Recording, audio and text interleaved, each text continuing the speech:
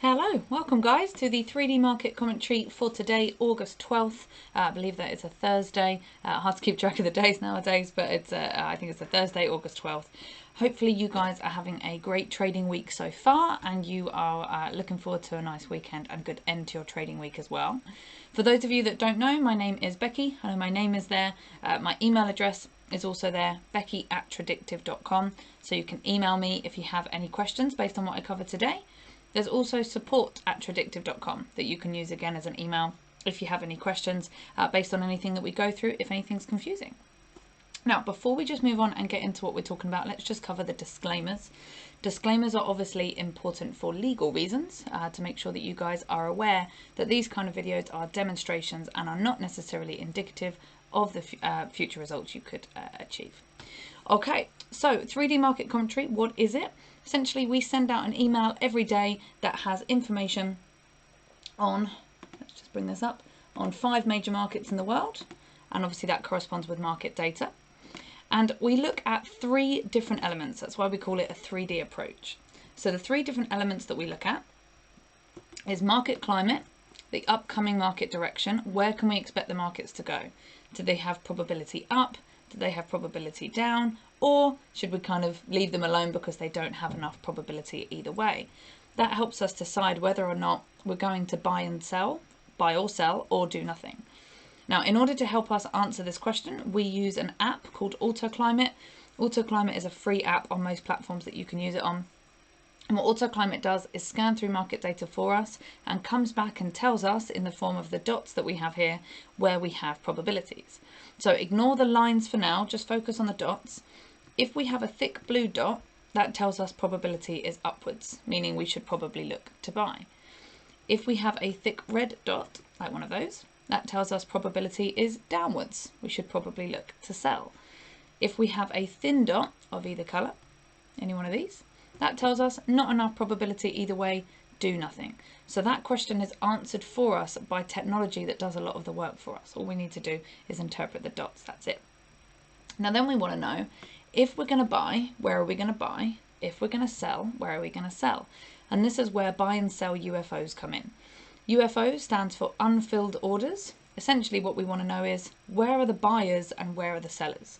If we want to buy where there's loads of other buyers, because the only way price can go up is if you have more buyers than sellers. So ideally we want to be buying with a big stack of other buyers. If we're selling, we want to sell with a big stack of other sellers, because they're much more likely to push the price down. The only way price can go down is if we have more sellers than buyers. So again, if we're selling, we want to sell with a bunch of sellers. We use an app to help us with this again. So we have these guys here, we have green ones and we have red ones. The green ones, these green UFOs, show us where we have buyers. So ideally this is where we would be buying. Where we see these numbers on the right hand side as well, this tells us the price range. That tells us where we have buyers. These red UFOs show us where we have sellers, where we would ideally want to sell. So again, we're using technology to help us figure out where we want to be buying and selling based on where we have probability that there's lots of other buying and selling. Then we want to know market volatility, essentially how quickly can we expect these markets to move. So we'll look at each of those 3 elements for each of the 5 markets. Now each of the markets we are looking at daily charts. Now of course different things happen on different time frames, but this is relevant to daily charts. So let's take a look here. The first market we're looking at is the S&P, the ES, which is the futures contract for it. Essentially, if you don't know what those words mean, we are looking at a representation of US stocks right now. That's what we're looking at. And what we see from this is that we have a confirmed upwards climate. We have a thick blue dot here. Probability is to the upside. Usually, the S&P, the US stock market, would go up for 8.82 candles. Now I'm going to round that up, and I'm always going to round up that second number because you can't really have a decimal place of a candle, right? So I'm going to round it up. Normally it goes up for 9 candles, and we're on candle number 7, meaning we have probability that it continues to move up for the next couple of days or so based on what usually happens. We also have buy orders. There we are. We also have buy orders just here, just underneath us. That's at 43.71.50. Now these buy orders have already worked a few times to push price up. Price came in, went up, came in, went up, came in, went up. That's what we expect buy orders to do, is push price up, which is why we want to know where they are so that we can buy there too, because then we've got more probability that price goes up once we've bought, which is ideally what we want to do if we want to make money, right? So we have no sell UFOs, so overall probability upwards here for the S&P, at least for a little while longer, based on what usually happens. Now notice I'm using the word probability. That doesn't mean that it's definite. You can have 99% probability, but that still doesn't mean it's guaranteed, right? So we always want to make sure if we're trading that we're lining up probabilities on our side, but we always have to accept that, of course, there is room for us to be wrong. There is room for things to go badly and go against us. So we always manage our risk just in case, and you may add more variables in as well in order to increase the likelihood that you're right. In this case, using the technology that we're using, we have probability overall to the upside on the S&P. Now, in terms of volatility, in terms of how quickly we expect markets to move, we expect in a year that the S&P would go up or down by 16.14%, which means in a day, up or down of 45.16 points, in a week, 99.4 points up or down, and in a month, 206.93 points up or down. That's the movement we expect, like I said, up or down within those given periods of time. Moving on to the next market, which will be oil. In the meantime, it says here about educating yourself and the UFOs. You can take courses with us in Forex, futures, stocks, trade plans, backtesting, psychology. So there's loads of different courses you can take. Most of them come with 3-month complimentary access to the apps. Now the Auto Climate app, which is this one, is a free app anyway. On most platforms you can use it on. AutoUFOs is a paid-for app which you can subscribe to just directly. You don't need to do a course in order to get it, but a lot of times it actually works out cheaper to subscribe to a course and get the UFOs for free for 3 months than it would be to just directly subscribe for the UFOs, if that makes sense. But check it out based on the courses you want to do and what makes more sense for you. So with crude oil, we have an unconfirmed climate, a thin dot. I know it says that it's up and I know it's blue, but it doesn't matter. The fact is it's unconfirmed, meaning not enough probabilities to call it, meaning we don't do anything. We don't want to be trading. We don't want to be putting our money at risk when we don't have enough probabilities. The less probabilities we have, the more likely we are to lose. So if we don't have a confirmed climate, confirmed probability one way or the other, we would choose to do nothing. Now saying that, I would expect that this climate is likely to confirm itself to the downside again over the next couple of days because of these sell orders. We have sell orders here 71.96 to 69.19. Again, already worked, price came in and was pushed down by the sell orders, came in and is now slightly just on its way out to the downside again as well. So that's what we expect sell orders to do, is push price down. That's what they're doing. So if they do continue to push price down, I wouldn't be surprised to see the climate confirm itself again to the downside, but for the time being, not enough probability, so we'd kind of leave it alone. We have buy orders all the way down here at 60.77 to 58.73. Now in terms of volatility, we would expect in 1 year movement up or down of 38.32% on oil. That means up or down in 1 day of 1.67 points. In a week would be 3.68 points, and in a month 7.67 points up or down. So that's crude oil. Overall, not enough probabilities to call it on this time frame. You can change time frame, you can change markets, but for what we're looking at right there, not enough probabilities. Let's move on to gold. Now, just before we go on to that, see it says there about coaching and support. We do a lot of coaching and support for free. You can find us on YouTube, and Facebook, and LinkedIn, and loads of other places as well. And we answer your emails and answer your questions, of course, for free. So you can use those resources if you need to, and those tools if you need to. We also have a closed coaching session, which is a small monthly fee, which allows you to have access to more of our time in a closed environment. But either way, same methodology, we're doing the same thing. The difference is the amount of time that you get and the exclusivity of it, if that's the right word. Okay, so with gold, we have a confirmed downwards climate, thick red dot there, probability to the downside. Usually, gold would go down for 7 candles. Again, I'm rounding that up. We're on candle number 5, meaning we have probability that it moves down, at least for the next couple of days, based on what usually happens. Now we do have buy orders here that could change things. So buy orders between 1739.4 to 1718.5. If price were to move down and hit these buy orders, we would expect them to push price upwards. So that may change the climate. we have sell orders further up at 1835.9 to 1799.7. So overall, I would say what we have here is probability down from the climate, so we have selling, but we have new buyers that have come in that if price is to hit them, they're going to try and push price up. So we've got price being pushed down and price being pushed up around about the same area. So to me, that's a fight I don't want to be in. I would rather change timeframes, change markets, and find where I have a clear run to be probable. But overall, if we had to call it, slight probability to the downside here with gold, but do bear in mind that might be stopped by these buy orders. Now, in terms of volatility with gold, we would expect in a year movement up or down of 15.85%, which means in a day up or down of 17.52 points, in a week 38.56 points, and in a month 80.27 points up or down within those given periods of time. Now let's move on to the next market, which is the US dollar.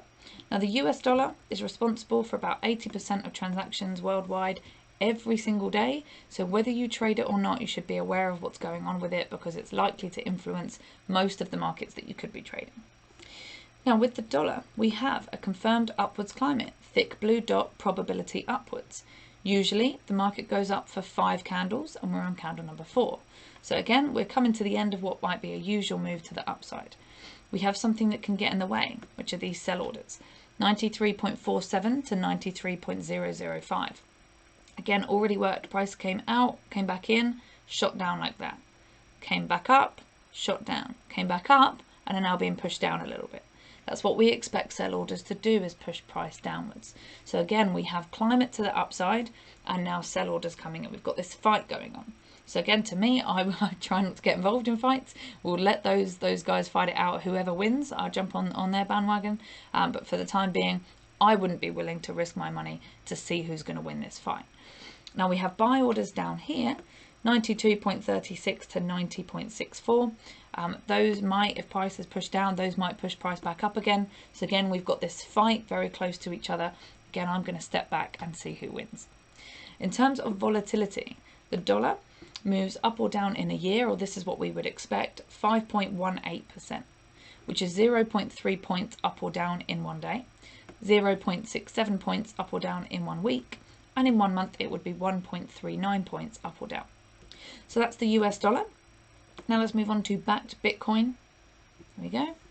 It says there about interested but have questions. You can self-schedule a clarification call if you want to speak to us about anything that we've gone through, any of the courses, the apps, the coaching, things like that. See what's going to work best for you and speak to one of our experts about it as to what you need in your trade. Now, back to Bitcoin, we have a confirmed upwards climate, thick blue dot there, probability to the upside. Now, we don't know with Bitcoin because it's not old enough yet. We can't say what usually happens because we don't know how long it usually goes up or down for because it's not been around long enough for us to be able to say what really happens. So we're kind of in the dark there. What we do know is that we're on candle number 16 to the upside, but we don't know whether or not that's usual. Now we have a similar situation here as we have on other markets in that we have sell orders just above us at 51,782.5 to 46,807.5. We have buy orders here, 41,460 to 37,437.5. Bearing in mind, again, we have climate pushing to the upside, but we have sellers pushing to the downside. So again, we have this fight going on between buyers and sellers. Those sell orders have already pushed price down a little bit. Again, that's why we want to know where these are, so we know when to get in, when to get out. With this, again, we have a fight on our hands with buyers and sellers fighting against each other. The one with the most amount will win. Let them win and then jump on that, I would say. I'd rather have a clear run to be able to be profitable rather than have something that could stop me, which in this case, we've got these orders that could stop us. So bear that in mind. Now with Bitcoin, it's one of the more volatile, most volatile of the 5 that we look at, definitely, markets. We would expect in a year movement up or down of 115.5%, which means in a day, 3,328.87 up or down. In a week, 7,328.16, and in a month, 15,245.79. That's the expected movement that we would expect within those given periods of time. Okay, so that's the end of the markets. Let's now just look at our weekly economic calendar Now we get this from fxstreet.com. We look at the economic calendar because we want to know what news articles or what news reports could be coming out that could affect the markets and make them move. We do not use this to decide whether or not to buy or sell. We use this to decide whether or not there's going to be volatility in the markets, and therefore whether or not we avoid them or if we're a little bit more careful with our risk. So we filter by high impact news that's more likely to create volatility. And then of course you can go on here and filter by the markets that you trade. We look at many. So for us, today being Thursday, we have pound news that would have come out early on. This is all in Eastern time. So early on US time, we had pound news that perhaps could have moved the markets. And we don't have anything else until 10 a.m. Eastern time tomorrow on the US dollar. So if you trade those things, be aware of it. Now, if you have questions, you can email me, becky@tradictive.com. There's also this link here, tradewithufos.com/Becky. If you go to that and get yourself a free Trade with UFOs membership, just at the top here, once you've done that, you can come down and ask questions here in this public space. Now, the reason we prefer you to do that is because if you ask a question in a public space, we can answer it in a public space. So other people can see the questions, other people can see the answers. So if you scroll down, you'll see questions that people have had before you and the answers relevant to that. So it might be that the question you have is already here, in which case somebody else has done you the favour and you've already got the answer. If you have a new question, then you're doing somebody else that favour later down the line. So ideally, this is where you would post your questions. Okay, so I will be back tomorrow morning, US time, afternoon, UK time, wherever you are in the world. I'll be back same time tomorrow in order to go through the statistics for tomorrow. Any questions, get in touch in the meantime. Otherwise, guys, have a great trading day ahead and I will see you tomorrow. Take care. Bye-bye.